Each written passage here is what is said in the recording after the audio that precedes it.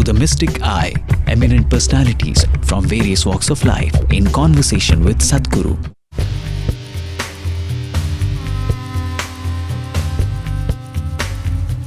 This week features Prasoon Joshi in conversation with Sadhguru in the ancient city of Varanasi or Kashi. In this city, where thousands come at the time of their death, looking for moksha. Sadhguru reveals the true essence of life and death.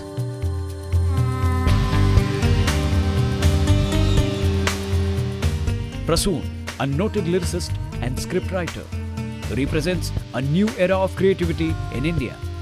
Well renowned in the world of poetry and lyrics, he has received over 400 awards and honors for his artistic work, including filmfares, screen, and the coveted National Film Award. His culturally rich and insightful work in the field of advertising and communication has put India and Asia on the international stage. He has also been designated a young global leader by the World Economic Forum and has chaired prestigious international juries in festivals like the Cannes Film Festival.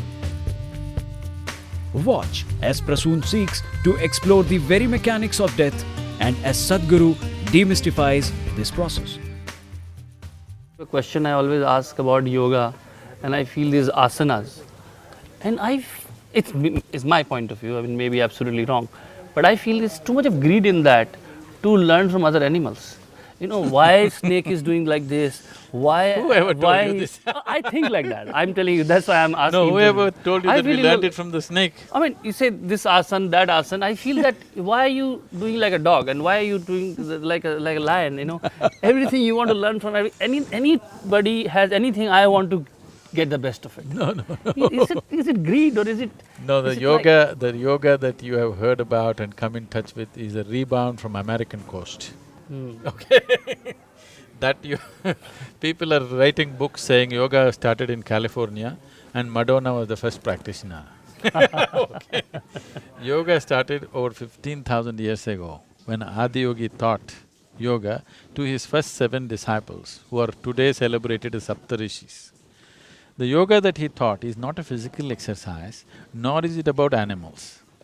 People name it according to what there is. See, now you get into this pose, what is this? Give it a name, what? It looks like a boat, we call it a boat pose, Naukasana. This is nothing to do with the animals. You sit like this, for me you look like something, and I'll say that, because otherwise how to give a name? It's just a convenience of names, nothing to do with the animals. Yeah. No, I thought, you know, No. so some of the… Yoga… I'm very little sort of knowledgeable about yoga, so that's the reason it's a very naive question. I felt… The physical asanas are like this. See, if in 70s or early 80s, if you had a television at home, now you're watching your favorite program, suddenly it goes boop, boop, boop in the middle. Then you were a little boy, you want to run up the terrace and there's a piece of aluminum, you adjust it like this. If you get it to the right place, again the whole world pours in. Correct. So yoga means just this, getting your body aligned with the cosmic geometry. If you just learn to hold this right, you can download the whole cosmos. It is from that basis that Kashi has been created. To create a large human body, a magnificent human body which doesn't have the inertia of carrying physicality with it, so that it will be on all the time and it can just download the whole process. That is what the phenomenal effort that they made in Kashi. Great. An individual can do it, but to make it happen for many people is a different game. So you mean if you see a satellite view of Kashi, it would resemble a kind of a yantra or something like that? Definitely. Even if you come up in a hot air balloon or a helicopter, you can see the yantra form. That is the physical aspect. But some people are claiming they have taken pictures of the energy form, which I have not seen. Just the last 2 days people have been telling me, some journalists. That's exactly how I was introducing you, that you do not mystify it beyond a point, and that's what I like about you especially, because I feel in the world of religion and even the spirituality, you can, because there's so many layers. The work of a guru is to make the mystical available Exactly. to the existing human being. What is available, they're making it mystical. Yes. What is already grasped, that they're trying to make it mystical. No, what has not been grasped, which seems mysterious to other people, you bring it down in a way that people can grasp it. That is your work. Not to take away what they have, that is political job. Amazing. They want us to go to the… Yeah, fantastic. That on one hand we say that, this is just change of clothes. But why do people glorify, when they come to Kashi, the death so much? Why do we need so much of ritual around? So one is this question which comes to mind. Second thing is, what is this moksha? What is this mukti? That why isn't it against life, rebirth, everything? Isn't it that we are glorifying death far too much, and ultimate death in Kashi, which is mukti, it means we are against life?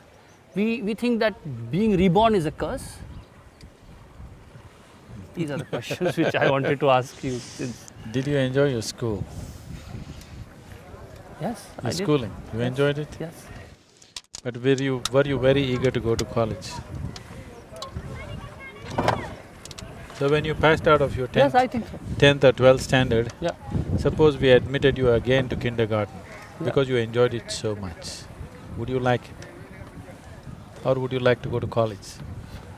I simply did not think that time. It's just that it's natural thing that you go into next. You go to the next stage, isn't it? So if you've seen enough of this life, you want to go to the next stage, you don't want to do the same thing again. What's wrong with that? Yeah, but what one says when one says about moksha, what I have heard, maybe it's a half-baked knowledge, but the fact is that you will want not to be understand? reborn again. Yes. You will. So being why is See, such you an don't want to effort? go back to kindergarten again, what's wrong with that? No, but you're saying that you don't want to go there, go anywhere after that. No, that's not You it. don't want to be born in any form. Yes. Yeah. You don't want to go back to school once again. So every form is a school, you're saying. It's one stage of life. But then why do we say that being No. born as an ant and being born as a human being are two different things? Because of the possibility, not because we think we are superior. Nobody in this part of the world has ever told you that you are made in God's own image or anything like this. That is the reason why we have all kinds of gods and goddesses. In Kashi, they manufactured 33 million gods and goddesses. In the form of an elephant, in the form of a snake, in the form of a cow, in the form of a dog, every kind. Just to make you understand, every life has its place. And there is no life happening here without the hand of Creator being actively involved in it. If you watch an ant closely enough, it's a magnificent piece of engineering and mechanics and creation. So, it cannot be happening without the hand of the Creator in it. That is the reason why in this culture, we told you, if you look at a tree, you bow down, you look at a rock, you bow down, you look at a cow, you bow down, you look at God, you do the same thing, you look at a man, woman or child, you do the same thing. Because you recognize the hand of the divine is in everything that is there. Every atom cannot function without the source of creation throbbing in it. For yourself, did you create this body from outside, did you borrow it from outside, or did it happen from within? You gave it food from outside. But making a banana into a human being happened from within, isn't it? Yeah. So there is an intelligence and a competence which is the very source of creation within this. So now, to acknowledge that, first thing. So that is the reason all kinds of gods, everything is divine in this country. Here the saying is, Shiva himself said, Kashi ka kankar Shiv Shankar.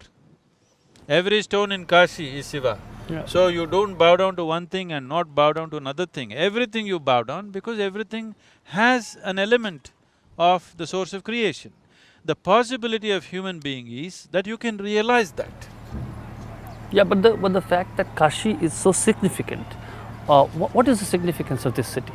These rituals are not glorification of death. This is not a celebration.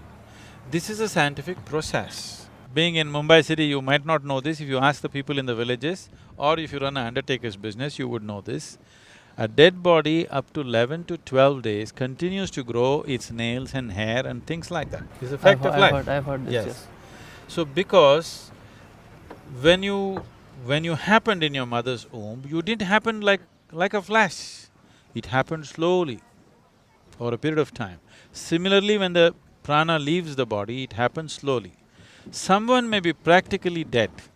For all practical purposes, he may be dead, but still the prana is not left his system. Still it is there. There are many ways to use this also, and above all, as long as the prana is there in the body, the person who's left the body is confused.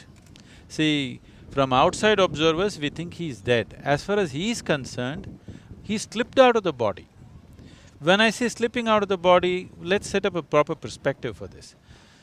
When you were born, your body was only this much. Now it became this much. How? You gathered it from outside, isn't it? This is just a piece of the planet. From the food that you ate, you gathered it. What you gather can be yours. You can claim it to be yours for now, but it cannot be you, isn't it? Can it be you? Then what am I? Don't jump now. Whatever you gather, it can be yours at the most, it cannot be you, isn't it? Yeah. I gather this clothing, and after some time if I say, this is me, this is insanity, isn't it? That's what has happened to people. They gather this body and they think they are this. So this insanity has set in.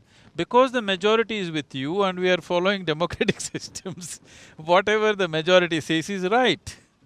But that's stupid. You know you gathered it. What you gather cannot be you. It's nothing short of insanity. Because everybody is in the same condition, we think it's okay, but what is not okay is not okay. So the basis of all human suffering and confusion and lack of understanding of life has come from this one point, that you don't understand that you are mortal every moment of your life. So the purpose of making a public display of cremations here is for you to know that you are mortal. And you realize you're mortal. When your time is up, you come to Kashi, preparing yourself to die. So, this mortality is the only thing which fires you to think of what's beyond.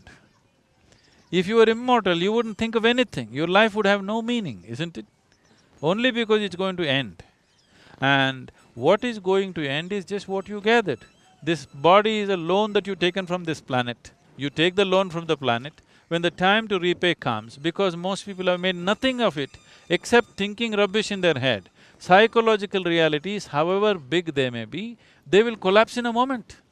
When the moment of death comes, what you thought, what you felt, your thought and emotion will mean nothing. Existentially, what have you done with this being? That's all that matters. That dimension is largely obliterated in the society today because of very strong Western influence. What is exactly death? Is the decaying of body or the dying of body is death? On one hand, my body is dying, and my thoughts, my ideas are becoming something which the world suppose embraces, and they live without me. So is it, would you call it death? What would you define death as? Have you ever died? It's all right, for poetry you wrote. Have you really ever died? Did you die and come back? No. In your experience, no, isn't it? Did you ever see somebody who died and came back? I haven't seen anyone. Have you ever seen a dead man? I don't think so. So you have not seen one, you have not met one, nor have you experienced. So where did you get this idea that you will die? It is learned thought. That's what. It is a fiction of the ignorant, created by the ignorant. There is no such thing as death. There's just life, life and life, moving from one dimension to another.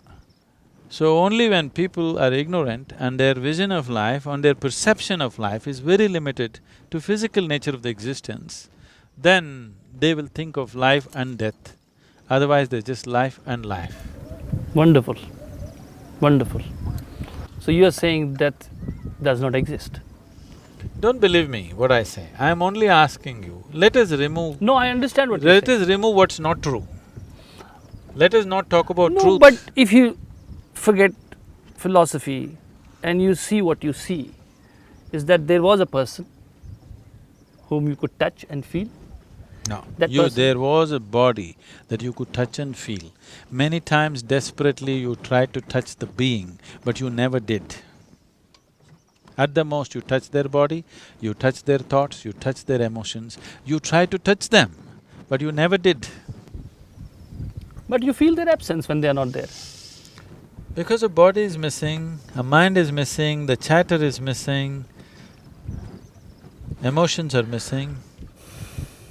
That's what you're missing, you're not missing the being at all. But that missing is missing because I'm feeling it. Missing is just a psychological process, isn't it? Isn't it a physical process as well? Yes, physical and psychological. Your mother who used to feed you, who used to, hug you, is no more doing that. See, physically very easily we can replace things. It is the psychological and emotional factor which is irreplaceable because of the uniqueness of the psychological structure of that person and the uniqueness of the emotional relationship between those two people. It is that which is irreplaceable. Physicality can be replaced effortlessly, isn't it? Sadhguru, I wanted to ask you about why do humans have the fear of death so much? What is that makes us so uncomfortable and not at ease with death? See, it's not death which is disturbing for people. Here right now we are in front of Manikarnik.